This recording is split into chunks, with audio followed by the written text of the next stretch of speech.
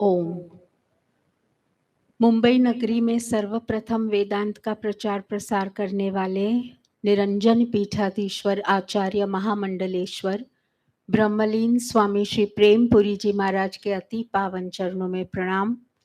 परम पूज्य परम आदरणीय श्रोत्रिय ब्रह्मनिष्ठ महामंडलेश्वर ब्रह्मलीन स्वामी श्री महेश्वरानंद गिरी जी के पुनीत पावन चरणों में प्रणाम। परम पूज्य परम आदरणीय स्वामी श्री अखंडानंद सरस्वती जी के पुनीत चरणों में प्रणाम।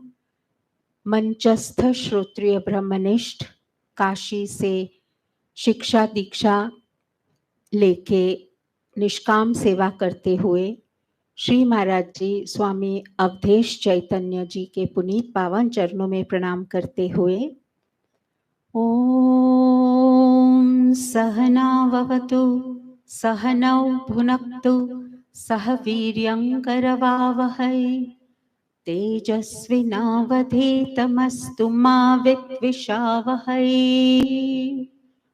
ओम शांति शांति शांति।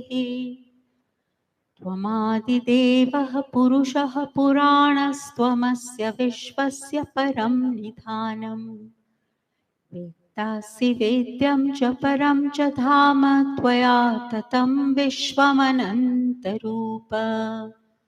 ॐ तत्सत् ॐ तत्सत् ॐ तत्सत्।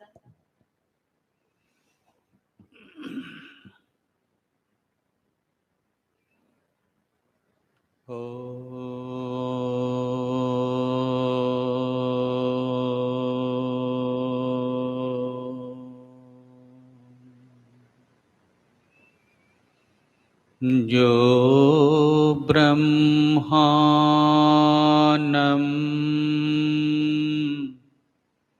विदधाति पूर्वम् यो वै वेदांश्च प्रहिणोति तस्मै तं हदेवमात्मबुद्धि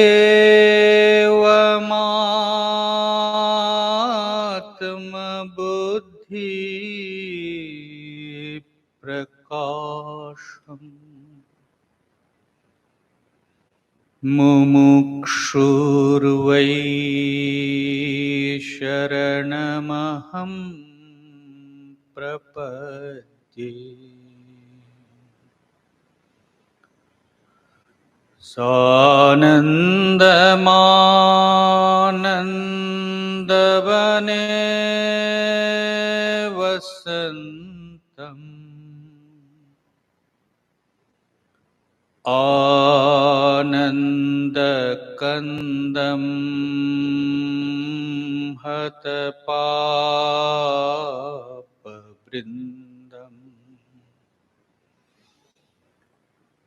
वाराणसीनाथमनाथनाथम्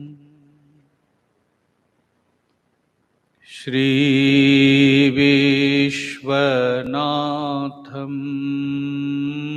शरणं प्रपद्ये। श्रीविश्वनाथं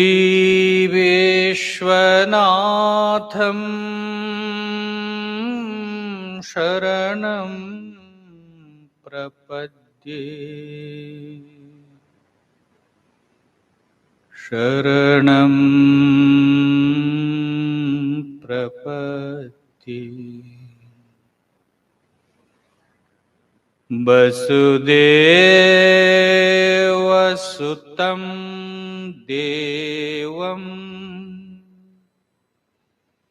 कंसचानूरमर्दनम् देवकी परमानन्दम्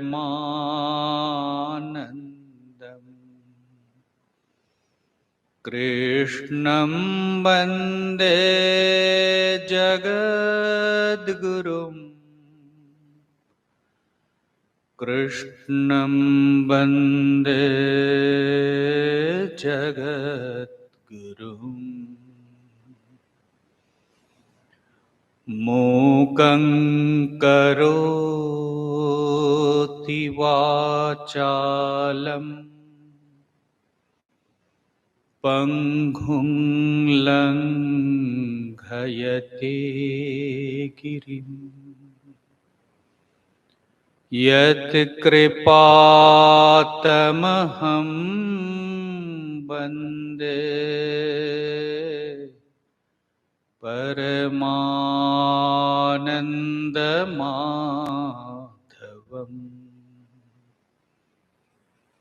यत्कृपातमहं वन्दे परमानन्दमाधवम्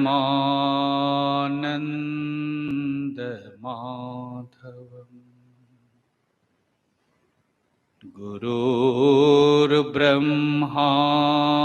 गुरुर्विष्णु गुरुर्देवो महेश्वर गुरु साक्षात् परं ब्रह्म तस्मै श्री गुरवे नमः। तस्मै श्री गुरवे नमः।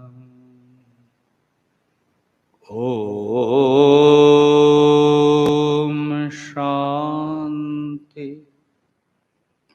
शान्ति शान्तिः। ओम हरि ओम। भगवत भक्तजन अष्टादश अध्याय के चिंतन कर रहे हैं।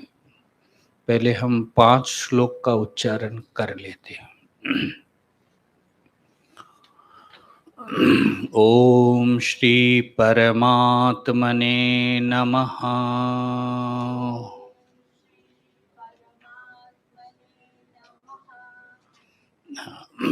अष्टादश अध्याय है।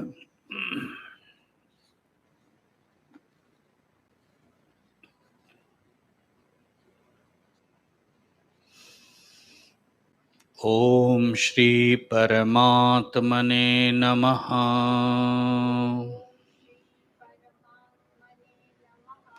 अथ अष्टादशोऽध्यायः। मोक्षयोगः। अर्जुन उवाच सन्न्यासस्य महाबाहो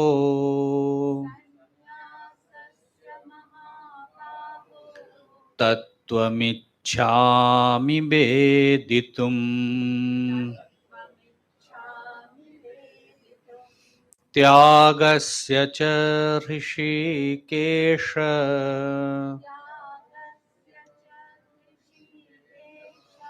पृथक् केशिनिसूदन।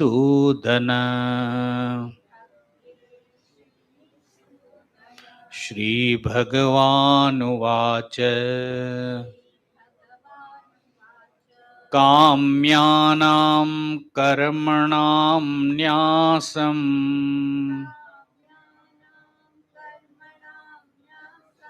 सन्न्यासं कवयो विदुः।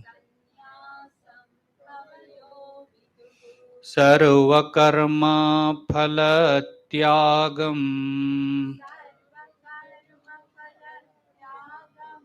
प्राहुस्त्यागं विचक्षणा।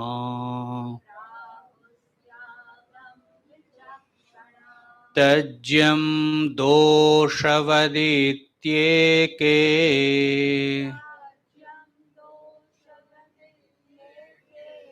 कर्म प्राहुर्मनीषिणः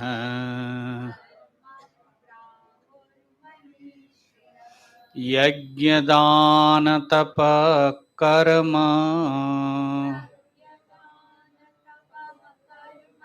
न त्यज्यम् इति चापरे नियत निश्चयं शृणु मे तत्र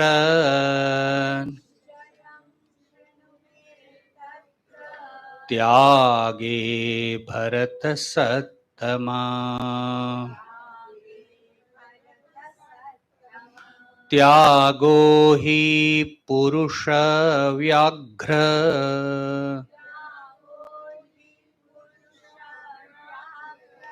त्रिविधं सम्प्रकीर्तितः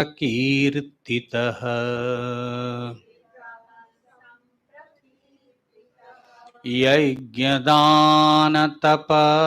कर्म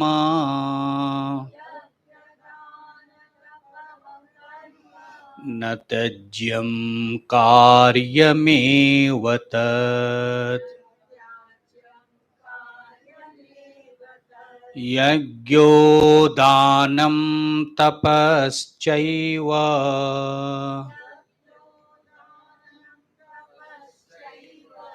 पावनानि मनीषिणाम्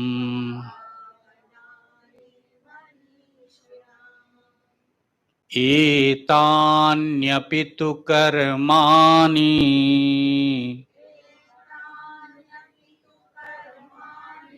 संगं त्यक्त्वा फलानि च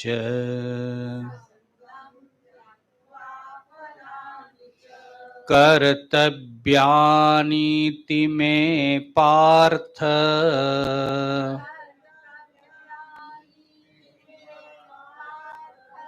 निश्चितं मतमुत्तमम्।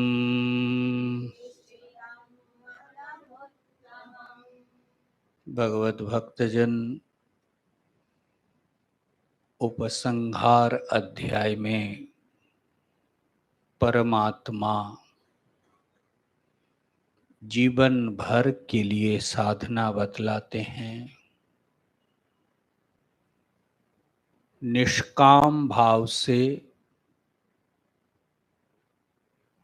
फल कामना रहित हो करके नित्य निरंतर त्रिविध कर्म करो। अनासक्त होकर के यज्ञ करो, अनासक्त होकर के दान करो, अनासक्त होकर के तप करो। वेद वचन है, उपनिषद वचन है, तमेतं वेदानुवचनेन ब्राह्मणा विविदिशन्ति। ये जो ईश्वर को प्राप्त करने के लिए जिज्ञासा का उदय नहीं होता है, परमात्मा विषयक जो जिज्ञासा नहीं होती है, तत्व जिज्ञासा का अभाव जो होता है, देखने को मिलता है, इसका कारण ही है कामना। कामना है, इसका मतलब जगत के ही चाह है, और इस जगत के प्रति जब तक रुझान है, आकर्षण है, परमात्मा से हम दूर है। जगत के अनुभव, जगत के जो मूल विचार है, सत्यता है, साधक जैसे जैसे उससे परिचित होता है, संसार का जो काल्पनिक विचार करके रखा है, ऐसा होगा, ऐसा होता है, ऐसा ही होता है, और जब साधक के जीवन में उससे विपरीत अनुभव होता है, रियलिटी का पता चलता है, तब उसको लगता है कि इससे कुछ अन्य भिन्न कुछ है क्या। नहीं तो संसार में अच्छे ही तो है, क्या बुरा है। क्यों हम भगवान की तरफ जाए, क्यों हम तत्व की जिज्ञासा करें। इसीलिए भगवत भक्तजन, कल मैंने निवेदन किया था, कामना है तो कर्म करो, फल की चाह है तो कर्म करो। जबरदस्ती किसी भी चीज में नहीं। जो चीज है, कामना है तो संसार में जाओ, संसार के अनुभव को प्राप्त करो, और वो अनुभव जन्य ज्ञान जो होगा वो आपके सत्य। हमने आपको कहा कि संसार ऐसा ही है, सब मिथ्या है, सब ऐसा है, सुना हुआ जो ज्ञान है वो कब तक रहेगा महाराज। और जब हमने अनुभव किया, कुछ और ही अनुभव होता है। आपने हरिद्वार के बारे में बहुत कुछ सुन रखा है, आपकी वो हरिद्वार के बारे में काल्पनिक सौंदर्यता है, परंतु जब आप पहुंचते हैं वो सत्यता का प्रतीक, अरे मैं तो ऐसा सोचा था, मैं तो ऐसे सुन करके ऐसे सोच कर रखा था, यहाँ तो कुछ और ही है। तो वो जो अनुभव है वो व्यक्ति के जीवन के लिए बहुत आवश्यक है। इसीलिए कामना है तो संसार में उस कामनाओं की पूर्ति के लिए जाओ, और फिर उसी कामना काल्पनिक से संघर्ष होगा, अनुभव के साथ परिचित होगा, सत्यता के साथ, रियलिटी के साथ, और उनके अंदर अगर संस्कार है तो वहां से वो मूव करता है। परंतु जब साधक के चित्त में इस संसार के प्रति विरक्ति, तब जाकर के अनासक्त होकर के, फल कामना रहित होकर के वो यज्ञ, दान और तपस्या में लगता है। अन्यथा ये तीन आचरण हम करते नहीं है, ऐसे नहीं है, हम करते ही है, यज्ञ भी करते हैं, हवन आदि, दान तो करते ही हैं, तपश्चर्या भी करते हैं, परंतु ये सकाम भाव से कर रहे हैं। तो सकाम भाव से है तो जहां कामना है वहां संसार का ही कामना। अगर यही निष्काम हो जाए, ब्राह्मणा विविदिशन्ति, वो विविदिशा को, जिज्ञासा को जन्म देता। इसीलिए भगवत भक्तजन, कैसे उस विविदिशा को हम प्राप्त करें, कहते हैं अनासकेन यज्ञेन, अनासकेन दानेन, अनासकेन तपसा। अनासक्त होकर के, और उसी बात को भगवान अंतिम अध्याय, उपसंगर अध्याय में स्पष्ट रूप से कह रहे हैं, यज्ञ दान तप कर्म न त्यज्यम। भगवत भक्तजन, जीवन को यज्ञमय बनाओ। प्रतिदिन अग्नि प्रज्वलित करके, समिधा आदि दे करके, खुद जजमान हो करके आहुति देना रोज संभव नहीं है। परमात्मा यहाँ जो नैमित्तिक याग यज्ञ है वो करो, परंतु इस जीवन को ही यज्ञमय बनाओ, ये मुख्य चिंतन है। क्योंकि भगवान कृष्ण इसी भगवत गीता में स्पष्ट करके आए हैं, यज्ञार्थात कर्मणो अन्यत्र लोकोयम कर्म बंधन, कर्म मात्र बंधन का कारण है। परंतु वही कर्म अगर यज्ञार्थ कर्म हो तो वो कर्म महाराज बंधन का कारण नहीं बनता है। तदर्थम कर्म कौन्तेय, भगवान आदेश देते हैं। इसलिए जीवन को यज्ञमय बनाना है, अनासक्त रूप साधना के द्वारा जीवन को पवित्र करना है। संसार बंधन से कब छूटेगा, कब मुक्त होंगे, ये सब प्रश्न फिर अनावश्यक हो जाता है। अगर अनासक्ति है तो स्वतः आप मुक्त। अगर आसक्ति है, बहुत क्लियर, एकदम साफ साफ बता रही, इसमें कोई संशय नहीं हो रखना चाहिए, नहीं होना चाहिए। कई बार मन में होता है लोगों का प्रश्न कि स्वामी जी भगवान के बातों से डाउट, ये भी कह रहे वो भी कह रहे, कुछ भी नहीं, एक ही बात कह रहे। वो हमें आपको फुसलाने के लिए कुछ मधुर मधुर वाणी को नहीं बतलाते भैया, वो आपके हमारे कल्याण के लिए, जैसे माता पिता संतान के कल्याण चाहते, वो स्पष्ट बताते हैं। इतना ही नहीं, जो सकाम है उसके परिणाम को भी बताते हैं, जो निष्काम है उसके परिणाम को भी बताते हैं, फल को भी बता देते हैं।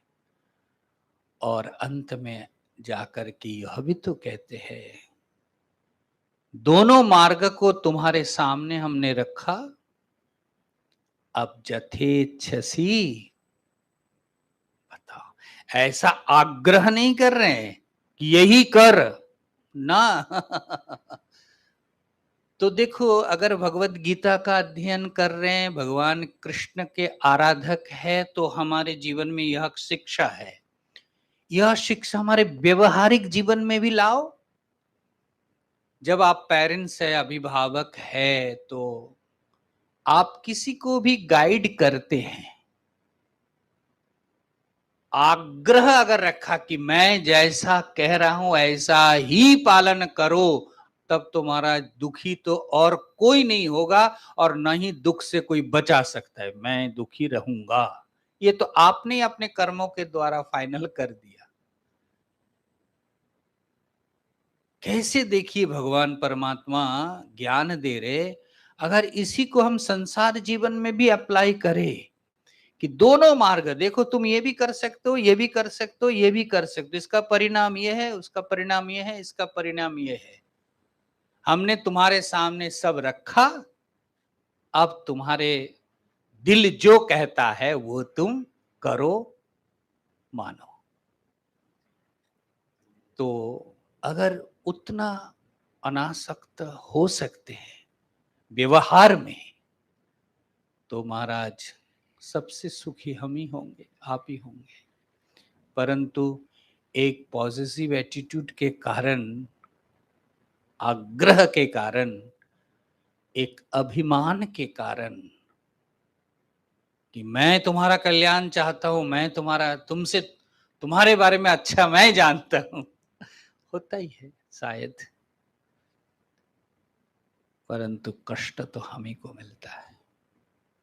भगवान की उस वाणी को याद रखना, जथेच्छसी तथा कुरु। तुम्हारी जो इच्छा है वो तुम करो।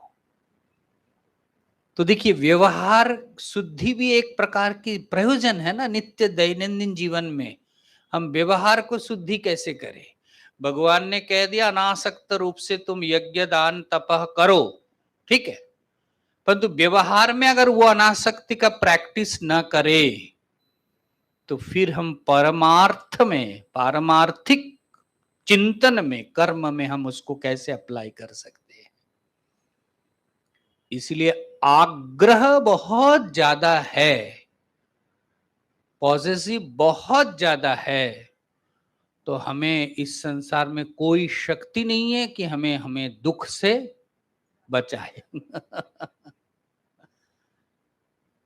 इसलिए भगवत भक्तजन, भगवान ने कहा कि भाई यज्ञार्थ कर्म करो। संसार में यज्ञार्थ कर्म क्या है? संसार में यज्ञार्थ कर्म क्या है। इस जीवन में जीवन को यज्ञ बनाने के लिए निवेदन कर रहे हैं। 3 चीज तो महाराज करने के लिए कह रहे थे। आज मैं वही चिंतन कर रहा था। भगवान कुछ करने के लिए कहा, कुछ छोड़ने के लिए कहा। आप लोगों को भी ध्यान में जरूर है। ये तो कन्क्लूशन में कह रहे हैं कि यज्ञ दान तपः कर्म न त्याज्यम, त्याग न करो।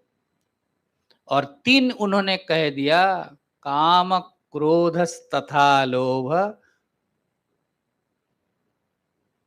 कितना साफ। इसलिए गीता जी में क्या कहा, अगर कोई कहे, हम इसको भी रख सकते हैं ना जीवन का, कि भगवान ने 2 कहा कि ये करो, ये छोड़ो, और ये 2, पत्रम पुष्पम फलम तोयम। बस वहां भी एक प्रेम, एक अनासक्ति योग, और यहां भी अनासक्त योग का अभ्यास करो। परंतु ये अनासक्ति, ये जो फलाकांक्षा रहित कब हो सकते हैं? जब जीवन में वो त्यज्य त्यज्य त्यज्य, त्याग करो, छोड़ो छोड़ो, ये जब पाशविक एनिमिलिटी है, ये जो इनहेरेंट है काम क्रोध लोभ, इससे जब हम खुद को बचा सकते हैं, क्योंकि यही संसार है। 3 को उन्होंने आसुरी संपत्ति में मुख्य रूप में 3 को कंक्लूशन किया, और 3 हमारे जीवन का मुख्य धुरी।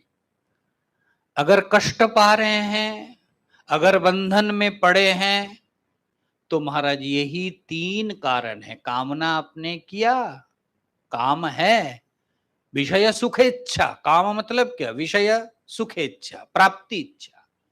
तो महाराज हमारे जीवन में दुख है। मिला नहीं इष्ट जो हम चाहते, मन अनुकूल मिला नहीं, हुआ नहीं, माना नहीं, मैं जैसा चाहता हूं ऐसा हुआ नहीं, क्रोध।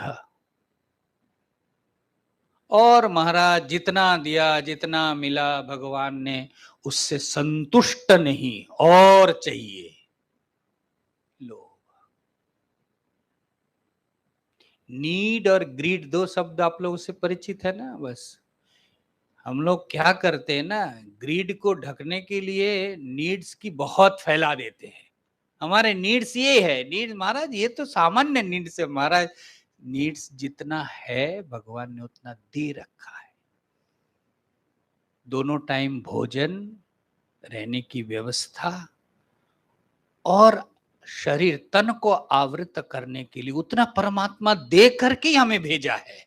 सारी उतनी व्यवस्था कर रखा है। हाँ, अगर बढ़िया चीज चाहिए, चटर पटर चाहिए, चमक दमक चाहिए, वो फिर कामना में आएगा। वो नहीं मिला तो दुखी। तो कौन दुखी किया? तो वो जो कामना, यही तो लोभ है महाराज। नहीं तो इतनी जो संसार में त्याग का अथवा संतों का जीवन हम देखते हैं, उनके जीवन में क्या बेसिक जो नीड्स है ये जरूरत नहीं है? उनको खाना नहीं चाहिए, उनको पहनने के लिए वस्त्र नहीं चाहिए, उनको रहने के लिए झोपड़ी नहीं चाहिए, परंतु वो उनमें संतुष्ट है, खुश है। उन्होंने इतना विश्वास करके रखा है, और इसलिए उन्होंने संचय, संग्रह, इकट्ठा की कोई भावना नहीं। और हम इसीलिए दुखी है कि हम आज तो मिल गया थाली, इससे प्रसन्न तो हो रहे हैं, लेकिन एक साथ साथ चिंता कष्ट है कि शाम को मिलेगा। अरे शाम को मिला तो कल क्या नाश्ता मिलेगा? अपनी अधूरी कहानी सुन सुन करके कष्ट देखो कौन पा रहे। अगर इतने में हम संतुष्ट, आज जो मिल गया ना बहुत, तो चिंता जीवन में है, होगा क्या? परंतु भविष्यत को लेकर के इतना ज्यादा चिंतन करते हैं, और चिंतन कर करके ही और दुखी होते रहते हैं। होनी तो वही है जो उन्होंने सिलेक्ट करके फिट करके रखा, हम कहते भी है,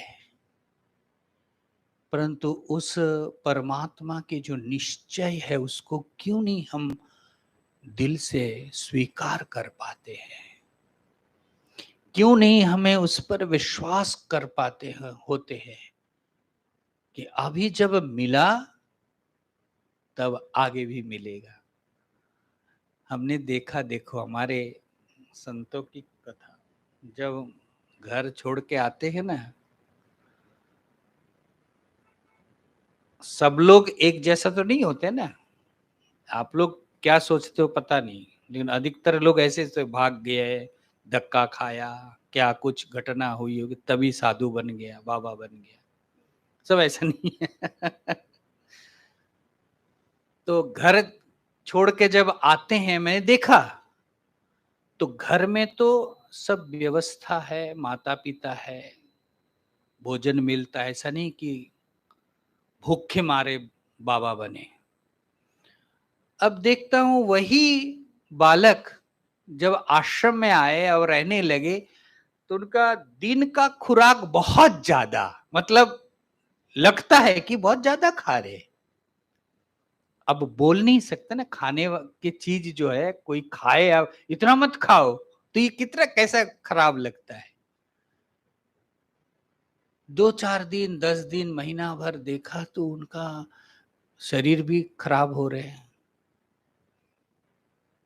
तो गुरु जी के पास जाकर के निवेदन करते हैं कि ये बालक को थोड़ा सावधान नहीं करना चाहिए, पंगत में ऐसे ऐसे करते हैं उनको। जब भी मानो रोटी दे रहे, चावल दे रहे, तो जैसे 2-2 रोटी दे रहे ना तो इशारा करते कि मुझे 4-5 दे दे। चावल दे रहे तो उनको वो इशारा करते कि,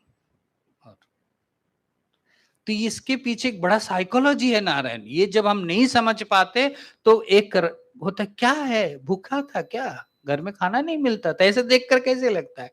फिर गुरुजी ने बताया नहीं नहीं, लेने दो, उनका विश्वास हो जाए तो कम हो जाएगा, कुछ दिन बाद कम, पहले बताया कुछ दिन बाद कम हो जाएगा। हम लोग कब कम होगा, 1 महीना 1.5 महीना हो गया, बीमार तो हो गए, बोला ऐसा नहीं, वो कम होगा, वेट। फिर कहते कि विश्वास हो जाएगा ना तो कम हो जाएगा। हमने विश्वास हो जाएगा मीन क्या विश्वास होगा। तो देखो इसके पीछे साइकोलॉजी है। घर छोड़ के आया ना तो घर में तो सिक्योर था, माता पिता है, अभी खाना मिल रहे, शाम को भी नाश्ता मां से मांग करके ले लूंगा और रात के लिए मां बनाएगी। तो यहां जब आए तो वो माता पिता नहीं है ना। अब जब भोजन करने बैठे तब लगता है क्या पता शाम को कुछ होगा कि नहीं। मतलब एक इनसिक्योरिटी, देखिए ये कितने बड़े, मैं इस गुरु गुरु ही होते, वो विचार करके गुरु जी ने देखा, अनुभव किया, तब जाकर बोल रहे वेट करो। और वो अगर विश्वास हो जाता है तो कम हो जाएगा। मतलब रात के भोजन या नाश्ता विश्वास हो जब मिलेगा तब तो वो अभी जब थाली मिल रहा है, खा रहे, लगता है कि क्या पता उस दिन तो देखे एकादशी में थोड़ा सा खिचड़ी डाल दिया था तो कुछ मिला नहीं, तो क्या पता रात को कुछ व्रत व्रत लगा दे बाबा गुरुजी तो अभी खा लो ज्यादा करके। एक डर, इसलिए वो ज्यादा खाते हैं। और देखा वास्तव में कुछ दिन बाद वो जब विश्वास हो जाता है कि नहीं ये भी एक सिस्टम है, यहाँ भी मिलता है, यहाँ बिल्कुल भरोसा से नहीं चल रहे कि अभी मिला तो खाओ, नहीं मिला तो जाओ, ऐसा नहीं। तो फिर उनका जीवन, तो फिर हमारे यही घटना हमारे जीवन में, अगर अभी मिल रहा है, जितना मिला है, जैसा मिला है, इतना ही अगर संतुष्ट हो जाए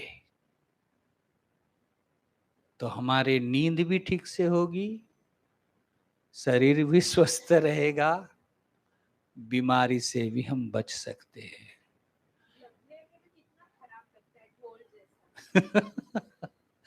तो तो इसीलिए भगवत भक्तजन, ये जो विश्वास, ईश्वर ने हमारे लिए सब प्रबंधन करके रखा है भाई। विश्व जिन्होंने बनाया और इस विश्व को सृजन करने के लिए हमारे ही कर्म भोग को देने के लिए बनाया, तो वो तो हमारे लिए तत्पर है।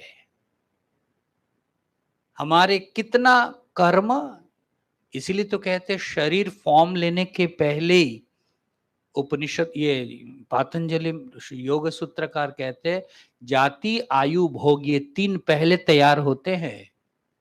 शरीर फॉर्म लेने के पहले ही जीव प्रवेश किया, जीव फॉर्म ले रहे हैं, तो उसी समय कहते पहले फॉर्म लेने से पहले जाति, किस जाति में जाएगा, आयु कब तक जिएगा, और क्या क्या भोग मिलेगा, बताओ।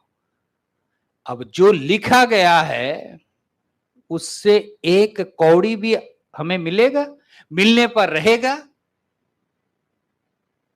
इसलिए जाति आयु भोग ये तो एकदम निश्चित है। अब वो मान कर, इसलिए सत्संग की महिमा है, अगर सुन करके विश्वास कर सकते हैं तो व्यक्ति निर्द्वंद्व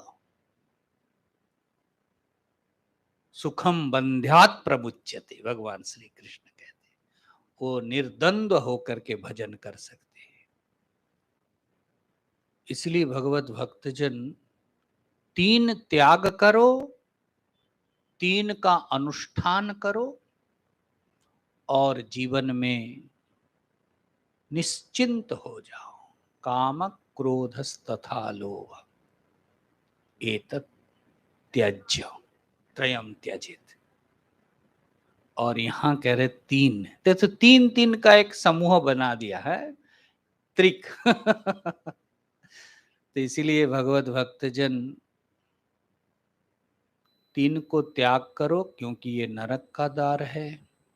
और जीवन में यज्ञ दान तपर, कितना सिस्टमेटिक देखिए, पहले वो सब बता के आए ना 16 अध्याय में, और फिर सप्तदश में विश्वास की श्रद्धा, सात्विक श्रद्धा में जीवन को लगाओ, उपनीत करो। सात्विकता है, बाहर से लाना नहीं, वो कठिन होगा, संभव नहीं है, परंतु वो सात्विक सत्श्रद्धा जो है दबसा गया है राजसिक और तामसिक के कारण। तो रजस और तामस से भी परिचय कराते हैं, अगर परिचित हो पाते हैं तो उसको त्याग करो, छोड़ने की प्रयत्न करो, सात्विक में प्रबुद्ध हो जाओ, जग जाओ। और सात्विक में जैसे ही श्रद्धा जीवन में आए तो महाराज फिर जीवन में यज्ञ करो, दान करो, तपस्या करो, अनासक्त। इसलिए तो मैं पहले दिन निवेदन किया था कि जीवन के 17 अध्याय पार करके हम लोग सब 18वें अध्याय में आ गए हैं। इसलिए हमारे जीवन में अनासक्ति ये तीनों जरूर होना चाहिए। भगवत भक्त जन यज्ञ करो, मैंने पहले ही निवेदन किया कि जीवन को यज्ञमय बनाओ। कैसे? उपनिषद के कॉन्सेप्ट में आपके साथ शेयर करना चाहता हूं। जो स्वाध्यायी है वो लोग जानते हैं उपनिषद की चिंतन जो करते हैं। छांदोग्य उपनिषद के 3 अध्याय में है, ऋषि वहां लिखते हैं, देखो,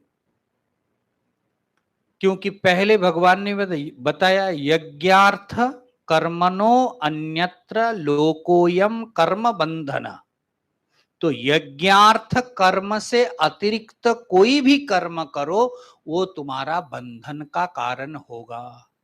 तो नित्य प्रतिदिन अग्नि प्रज्वलित करके यज्ञ करना संभव नहीं है, और वो बाहरी है। अगर नैमित्तिक कोई परिस्थिति हो तो करो, जरूर करो, करना चाहिए।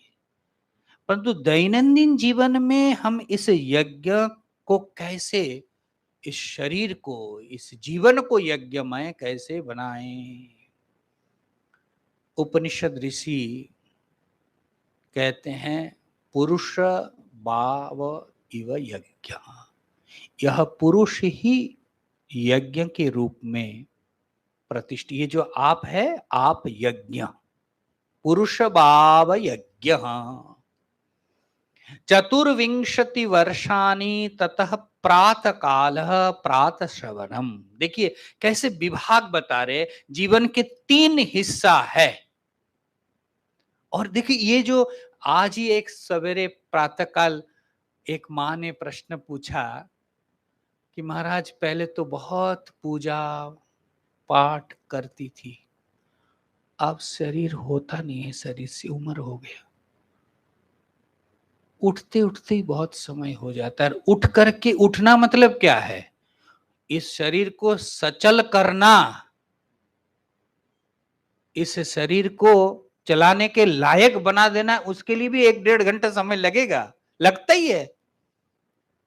पहले जैसे झटपट उठ करके फटाफट कर देते, अब जितने जितने उम्र होता है महाराज, ये गाड़ी जो है ना चलाने में, हमारे पूज्य गुरुदेव ब्रह्मलीन गुरु जी कहते थे, देखो ये जो जो पुराने गाड़ी है ना, उसको स्टार्टिंग होने में समय लगता है, स्टार्ट हो जाए तो चल पड़ेगा, लेकिन स्टार्टिंग होने में ही समय लगता है।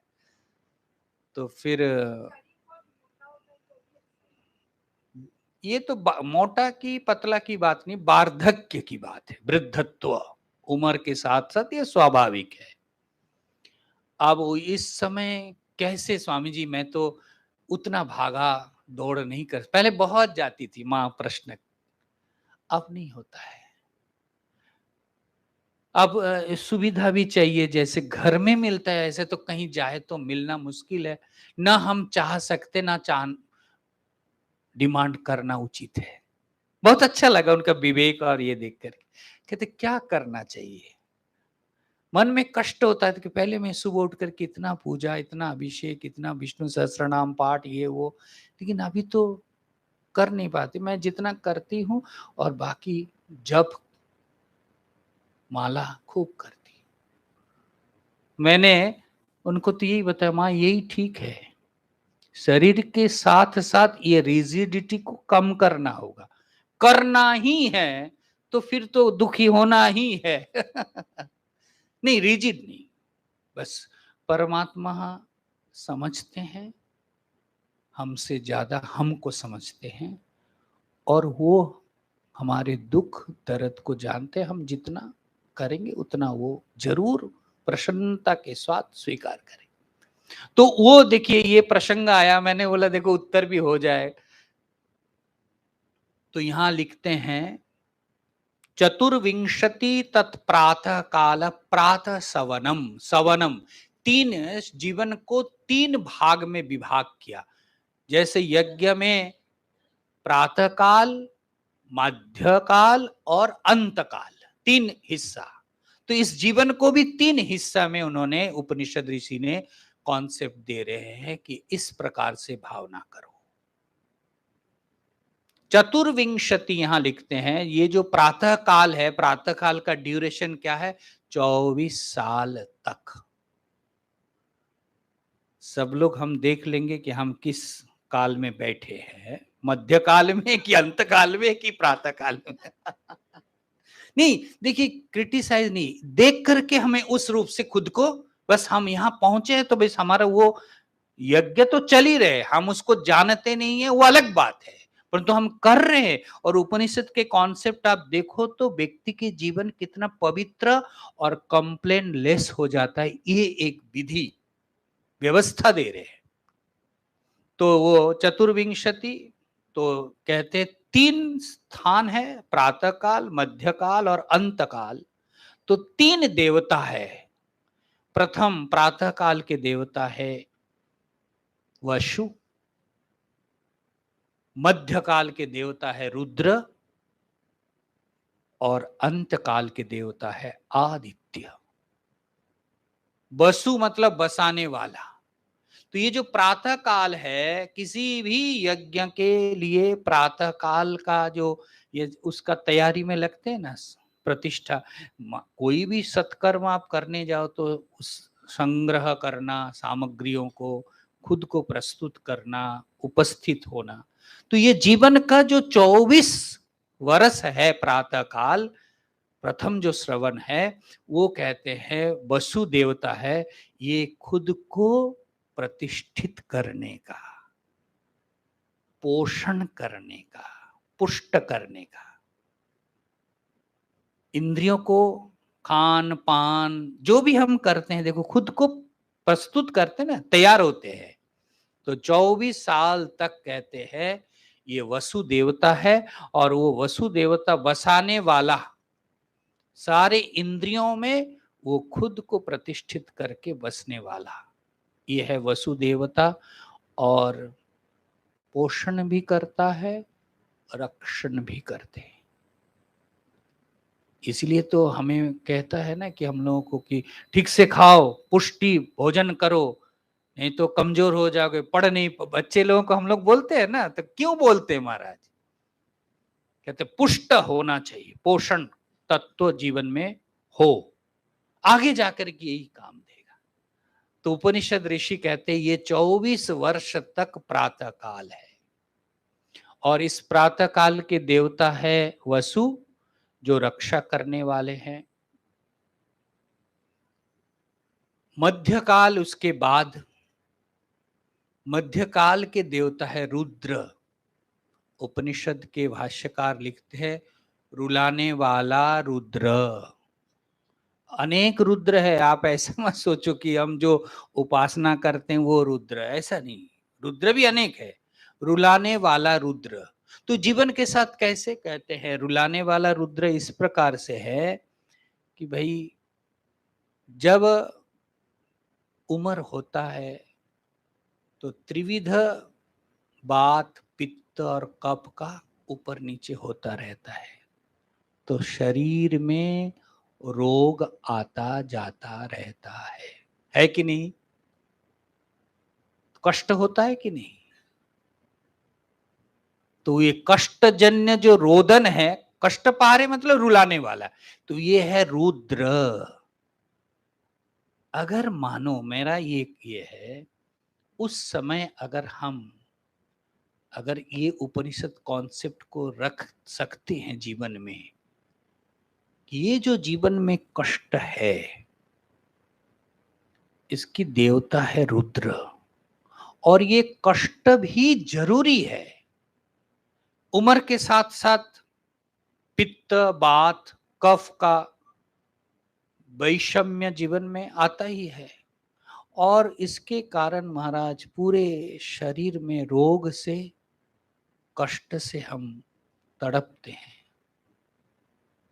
उपनिषद में तो ये भी कहते हैं कि तुम क्या तपस्या करोगे उस समय, अगर रोगग्रस्त है मानो, तो ना तो बैठ पाएंगे ना माला फिर पाएंगे। महाराज कितना सुंदर कॉन्सेप्ट दे रहे कि ये जो कष्ट को सहन कर सकते हो अगर, और वो भावना से कि ये हमारा यज्ञ का, महान यज्ञ के ये मध्यम स्थिति है, और ये कष्ट को सहन करना ये एक तपस्या है।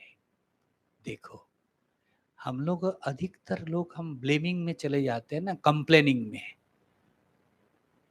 अगर ये कॉन्सेप्ट हो कि ये हमारे भोक्तव्य है, भोग का विषय है, और ये सहज है, स्वाभाविक है, और ये कष्ट को सहन करना ही तपश्चर्या है। अब बताइए, हमने कोशिश की, ऐसा नहीं कि हम कोशिश ही ना करें, बीमार से न डॉक्टर दिखाए न दवा, कुछ नहीं, नहीं ऐसा नहीं करो, किंतु अल्टीमेट कुछ तो लेकर के जाना पड़ेगा ना, कुछ तो निमित्त होगा ना।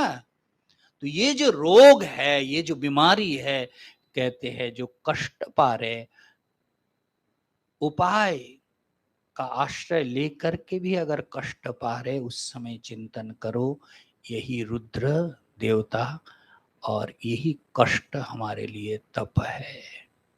देखो कंप्लेन नहीं होगा कि मैं माला नहीं कर पा रहा हूं, मैं पूजा नहीं, बस ये जो कष्ट पा रहा हूं ना, और इसमें दोनों प्रकार के, एक तो क्रियात्मक कर नहीं पा रहे इसके लिए कष्ट है, और वो जो माँ कह रहे थे मानसिक कष्ट, इतने दिन किया महाराज अब नहीं हो रहा है, तो ये जो मानसिक कष्ट है तो प्रभु से निवेदन करो, बस अब होता नहीं है। ये है मध्यकाल, और अंतकाल का कॉन्सेप्ट उसके बाकी जीवन कहती है कष्ट को सहन करते हुए तपो बुद्धि से लेकर के जीवन के अंतिम भाग, कष्ट बढ़ेगा ही। हाँ, जितना जितना उम्र होगा, एक समय आएगा डॉक्टर दी बेस्ट ट्रीटमेंट दे दिया, फिर भी अपना दर्द कम नहीं होता, तब क्या करना है? अगर आपके पास ये ज्ञान है, सत्संग है, तो आप मन में खुद को खुद संभाल सकते हैं। नहीं तो अधिकतर समय वार्धक्य में कंप्लेन हो जाता है कि दिखाया नहीं, किया नहीं, अगर अच्छा डॉक्टर दिखाते शायद मैं ठीक हो जाता। ऐसा नहीं है, लेकिन अगर ये विचार है कि जो कष्ट पा रहे उपायों के द्वारा संभव नहीं है, अब कुछ निमित्त लगेगा ना जाने के लिए, कुछ तो चाहिए ना। तो भाई निमित्त आ रहे, हमारे एक एक लेटर दे रहे, सावधान सावधान हो जाओ। भले हम इग्नोर करें, परंतु वो तो एक के बाद एक के बाद एक के बाद दे रहे महाराज। और व्यक्ति साधक अगर सजग है तो वो बिल्कुल जो अब हम तैयार करें खुद को। और उपनिषद कितना अच्छा है कॉन्सेप्ट दे रहे, धीरे धीरे धीरे धीरे धीरे धीरे। वो जो मृत्यु है वो मृत्यु कॉन्सेप्ट नहीं कह रहे, वो तुम्हारी इस जीवन यज्ञ का पूर्णाहुति। हम लोग हवन में पूर्णाहुति के समय अंतिम पूर्णाहुति देने के लिए सामग्री मांगते हैं ना कि अंतिम दे दीजिए दे दीजिए। भैया अंतिम पूर्णाहुति तो ये जो आपने तपस्या किया, पहले इंद्रियों को पुष्ट किया, और फिर कब तक वो पुष्ट रहेगा महाराज? धीरे धीरे अवक्षय होता होता उस समय जो कष्ट है, वो जो आपने कष्ट को सहन किया, वो हो गया तपह तपह तपह। और वो तपस्या कष्ट सहन करते करते करते करते वो जाति आयु, आयु तो निश्चित है, उस आयु के पहले महाराज जितना भोग आपके जीवन में मिलना था वो पूरा भगवान ने दिया। और फिर अंतिम में समिधा कहती है विशाल यज्ञ में इस जीवन आयु के पूर्ण आहुति हम दे रहे हैं। उसके पहले कहते हैं समिधा में यदि सूखी लकड़ी हो तो जलता है महाराज, और गीली हो तो धुआं होता है। और अगर हवन में आप बैठे हो, गीली लकड़ी डाल दिया तो आंख से पानी, जलन। तो कहते बस उस पूर्णाहुति के पहले अगर सुख जाते हो, क्या सुखना है? कामना वासनाओं को आप सुखा देते हो, तो फिर वो यज्ञ जो है बिल्कुल जल करके राख हो करके भस्म हो जाएगा महाराज। अगर वहां कोई गीलापन है, कामना है, वासना है, तो महाराज वही धुआं हो करके आंख जलने के लिए फिर जीवन में। तो देखिए पूरे उपनिषद के कॉन्सेप्ट को ख्याल रखना है कि अगर कष्ट है, हम किस स्थिति में हैं, हम मध्य में हैं कि अंतिम में हैं कि प्रातः में हैं, अब उस समय उस परिस्थिति को, केवल परिस्थिति के ऊपर हम डिपेंड नहीं है, और केवल परिस्थिति के ऊपर दोष दे करके हम मुक्त नहीं हो सकते। परिस्थिति जैसा भी हो, हमारे मन की स्थिति एक हो, एक्सेप्ट हो कि ये हमारी तपस्या है,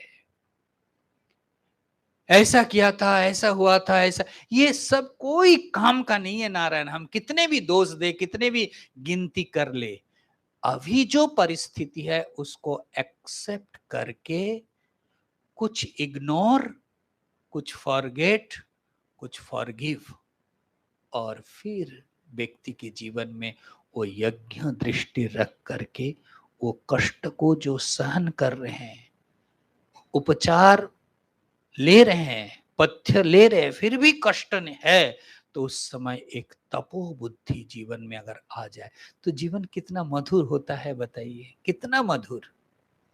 और फिर वो धीरे धीरे कि मेरा एक दिन, आज का दिन बीत गया, मैं पूर्णाहुति की तैयारी में लग गया।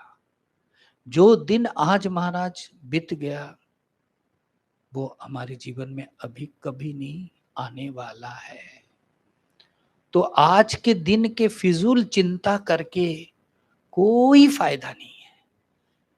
आज के पिछले दिन अथवा आज के बीता हुआ समय को चिंता करके हम अगले दिन को बर्बाद ना करें। बीत गया, उसका एक रिक्तता की मैंने क्या किया, पूर्णाहुति की क्या तैयारी की। तो फिर वो अगले दिन की तैयारी सुबह से हो जाए। और तब जाकर के महाराज सवरी की कुटिया में राम आते, ऐसे ही आएंगे, तब ना आएंगे, और वो पूर्णाहुति की तैयारी हो जाए। तो जीवन भर की देखो एक कॉन्सेप्ट यहाँ देते हैं कि ये जो अब ये पूरे जीवन का यज्ञ है। अब यज्ञ में और एक दृष्टि दे रहे हैं, देखो यज्ञ में दीक्षित होना पड़ता है। जब भी आप किसी विशेष कर्म करते हैं तो दीक्षित होना पड़ता है, कुछ प्रायश्चित्त कर्म करना पड़ता है, कुछ नियम लेना पड़ता है। उपनिषद के ऋषि कहते हैं ये जो दीक्षा, स यद आशीषति यद पिपासति यद न रमते अस्य ता अस्य दीक्षा। जब भूख, कोई भी कर्म करते तो बिना खाए पिए करते हैं ना, कई बार ऐसे नियम। तो बड़े बड़े हवन आदि में तो ऐसा नियम रखते कि आप पी नहीं सकते, खा नहीं सकते। तो ये जो पी नहीं सकते, खा नहीं सकते, या तो 2 आहुति देने के बाद थोड़ा विश्राम है तो आप कुछ लिक्विड शरबत आदि ले सकते हैं।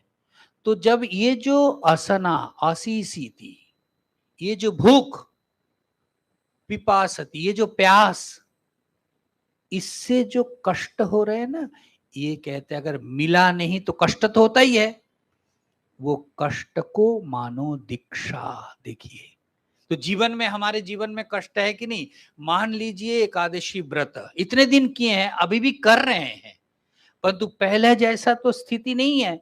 अब शरीर में कुछ छोटे मोटे रोग भी है, मेडिसिन भी लेना पड़ता है। अब उसको उस प्रकार से हम कर नहीं पाते। अगर हम सोचे कि पहले तो मैं ऐसा करती थी, अब तो नहीं होता है, क्या करूं?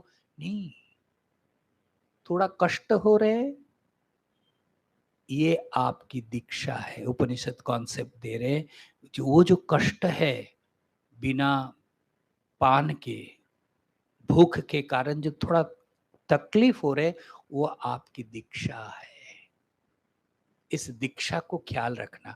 और कहते दीक्षा केवल इतने, केवल कष्ट ही होता है, ना मिलने इतना नहीं, कभी कभी थोड़ा बहुत मिल जाता है। मानो आप व्रत करके ये किए, पूजा करके आप बाबुलनाथ जी में पानी चढ़ा करके आए और आपको महाराज ठंडा ठंडा लस्सी मिल गया, तो कैसा लगेगा? वाह, बड़ा प्यास लगा था, बहुत भूख भी, तो बहुत अच्छा, थोड़ा आनंद हुआ ना। तो कि ये जो थोड़ा सा आनंद भी मिलता है, इसको कहते हैं पयोव्रत। वो बीच में तुमको थोड़ा बहुत मिल रहा है आनंद, वो व्रत है। तो देखो, दीक्षा और दीक्षा के साथ व्रत, नियम। और फिर कहते हैं ये जो दीक्षा हो गया, अब यज्ञ आपने शुरू किया, दीक्षा भी ले लिया, यज्ञ के पूर्णाहुति में आपको दक्षिणा क्या देना है? यहां लिखते हैं यद हसति यद जक्षति यद मैथुनम चरति स्तुत। यज्ञ में, पूजन में स्तोत्र पाठ भी है ना, स्तुति। तो यद हसति यद यहति, ये जो हंसता है, यह जो भोजन करता है, यह जो गृहस्थ धर्म का प्रतिपालन करता है, यही है स्तोत्र।